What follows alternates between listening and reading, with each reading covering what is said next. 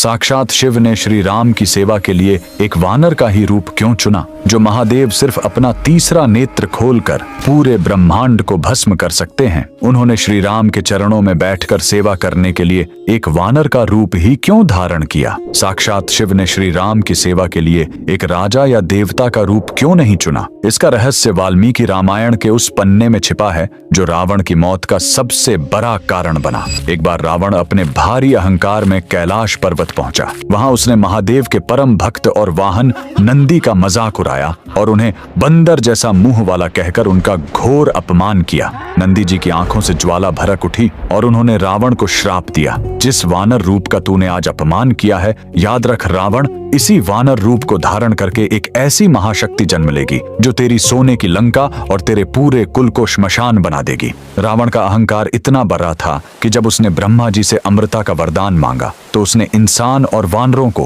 कीड़ा मकोड़ा समझकर छोड़ दिया। इसी अहंकार को तोड़ने के लिए साक्षात भगवान विष्णु को श्री राम के रूप में मनुष्य अवतार लेना पड़ा। और शिव पुराण के अनुसार जब महादेव ने देखा कि उनके आराध्य प्रभु पृथ्वी पर जा रहे हैं तो वे खुद को उनकी सेवा करने से रोक नहीं पाए। लेकिन महादेव ने वानर रूप ही क्यों चुना? क्योंकि दूसरी तरफ प्रकृति अपना खेल रच रही थी। माता अंजनी अपनी श्राप से मुक्ति के लिए अंजनाद्री पर्वत पर 12 साल से शिव की कठोर तपस्या कर रही थीं। पूर्व जन्म में वे स्वर्ग की एक अप्सरा पुंजिक स्थला थीं, जिन्हें एक आर्षि के श्राप के कारण वानरी का रूप मिला था। इस श्राप का तौर केवल तभी संभव था जब स्वयं महादेव का अंश उनके गर्भ से जन्म ले। विधि का विधान देखिए, नंदी का श्राप, रावण का अहंकार और माता अंजनी की तपस्या। इन तीनों को पूर्ण करने के लिए ही महादेव ने अपने 11वें रुद्र अंश को वानर रूप में प्रकट किया। अगर शिव राजा बनते तो राजमहल और अहंकार आर्य आता, लेकिन एक वानर पूरी तरह स्वतंत्र होता है